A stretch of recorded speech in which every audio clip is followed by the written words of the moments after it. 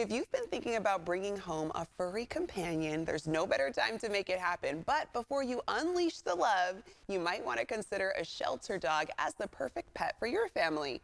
Here to help make the process less rough, we have Puppybowl Referee and pet rescue expert Dan Schachner. Hi, Dan. Hi, how are you, Desiree? I'm doing good.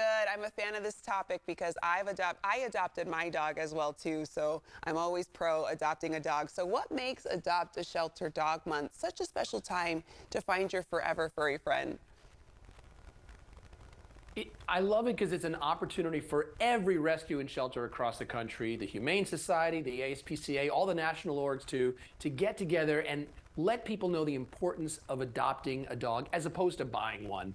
Every year, 6 million dogs and cats enter shelters across the country. Only 4 million of those get adopted, leaving 2 million in the shelters needing a forever home. So when you go in there, it's not just a fun or easy thing to do and like, oh, I think I'll go adopt a dog. You're saving a life. You're in fact saving two because you're bringing a life in. You're also creating room in that shelter for the next life to come in and be saved. So it's a feel-good thing that everyone can get behind. I love that perspective. And so for families who are considering, okay, I think I might adopt a dog, when it comes to picking the right pet, how can they do so to match a dog's personality with their lifestyle? Yeah, knowing yourself before knowing your dog, that is key. How much energy do you have to give? How much time? How big is your space? How many people in your household are willing to pitch in and help? When you have all these things sorted out, then you can communicate with your local rescue and shelter. And that's where you should look, in your own backyard. You guys are in Sacramento. There's tons of rescues in your area that would be willing to work with you guys. Go on their social media, especially in October during Adopt a Shelter Pet Month. There's going to be adoption events and initiatives and different campaigns, and they'll waive or lower adoption fees in some cases. So connect with them, see who's on their pet roster, find a match that's right for you guys, and don't rush into this next step. Meet and greet that dog or cat. Get to know them, maybe even foster them for a little while, which is a no commitment opportunity.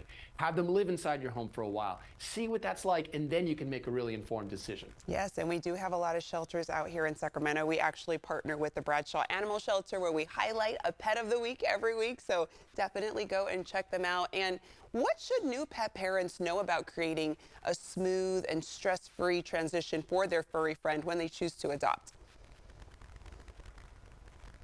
It's important to establish a routine from the get-go. These dogs, you might not know their full backgrounds, where they were at and what their life was like prior to the shelter. But even in the shelter, things were a little chaotic, right? So it's important to establish a safe and secure routine from the get-go. A set sleeping time, a set feeding time, play time, walk time, socialization time, so that that dog can feel okay.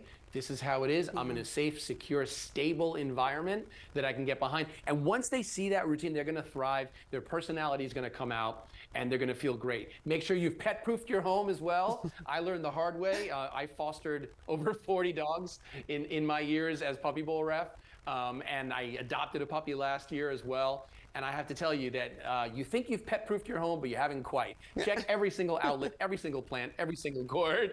And finally, the pet supplies, nutrition, treats, that stuff is going to be key for your dog from day one. Okay, you mentioned nutrition. So any tips for choosing healthy food for our pets?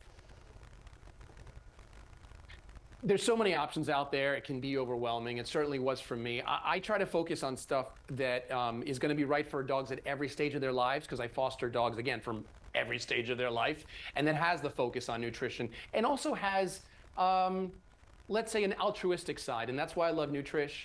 I love this brand because, listen, it's wholesome food, balanced meals for every stage in life, like I said, but it's also ingredients, real meat, real fish, real chicken, benefiting mind, energy, everything. It's great for your dog, and they donate a portion of their proceeds to animal rescue every single time. So that makes you feel good. Another option to consider is Nature's Recipe. They really have the focus on those wholesome ingredients, real recognizable ingredients, naturally sourced. I'm talking about high quality proteins, like this is going to be key. Great quality proteins like lamb, fish, chicken, great vegetables like pumpkins and peas, stuff that the dogs are really going to love, smell, recognize as real food.